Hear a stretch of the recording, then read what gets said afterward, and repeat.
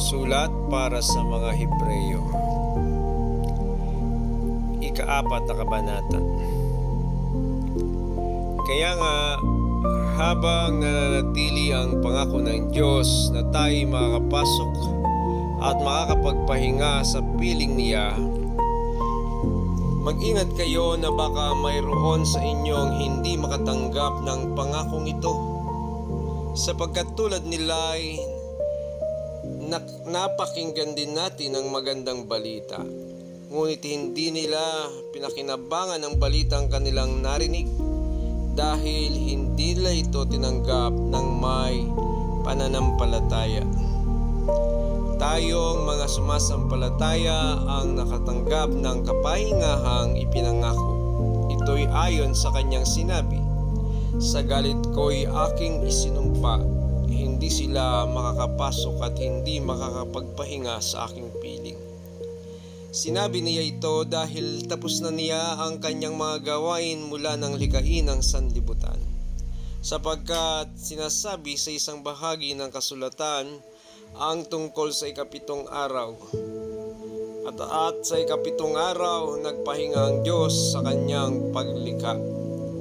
At muli pang sinabi, hindi sila makakapasok at makakapagpahinga sa aking piling. Ang mga unang nakarinig ng magandang balita ay hindi nakapasok at nakapagpahinga dahil hindi sila sumampalataya. Ngunit may mga inanyayahan pa ring magpahinga sa piling ng Diyos. Kaya't muling nagtakda ang Diyos ng isa pang araw at tinawag niyang ngayon. Pagkalipas ng mahabang panahon, sinabi sa pamamagitan ni David sa kasulatang nabanggit, "Ngayon, kapag narinig ninyo ang tinig ng Diyos, iyang inyong puso'y huwag patigasin." Kung ang mga tao noon ay nabigyan ni Josue ng lubos na kapahingahan, hindi na sana ipinangako pa ng Diyos ang tungkol sa isa pang araw ng kapahingahan. Kung paanong nagpahinga ang Diyos sa ikapitong araw, mayroon ding kapahingahang nakalaan sa mga taong sumasampalataya sa Diyos, sapagkat ang sinumang makapasok at makapagpahinga sa piling ng Diyos ay magpapahinga rin sa kanyang paggawa, tulad ng Diyos na nagpahinga sa kanyang paglikha. Kaya sikapin nating makamtan ang kapahingahang iyon at huwag mabigong tulad ng mga hindi sumasampalataya. Ang salita ng Diyos ay buhay at mabisa, mas matalas kaysa alinmang tabak na sa magkabilay may talim.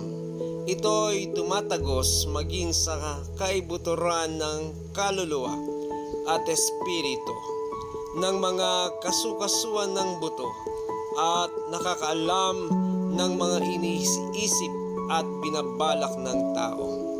Walang makakapagtago sa Diyos. Ang lahat ay hayag at lantad sa kanyang paningin, at sa kanya tayo mananagot. Kaya nga magpakatatag tayo sa ating pananampalataya, dahil mayroon tayong dakilang pinakapunong pari na pumasok na sa kalangitan, doon mismo sa harap ng Diyos. Siya walang iba kundi si Jesus na anak ng Diyos. Ang ating pinakapunong pari ito ay nakakaunawa sa ating mga kahinaan, sapagkat tulad natin tinukso siya sa lahat ng paraan, subalit kailanman hindi siya nagkasala. Kaya't huwag tayong mag-atubiling lumapit sa trono ng mahabaging Diyos upang makamtan natin ang habag at kalinga sa panahon ng ating pangangailangan.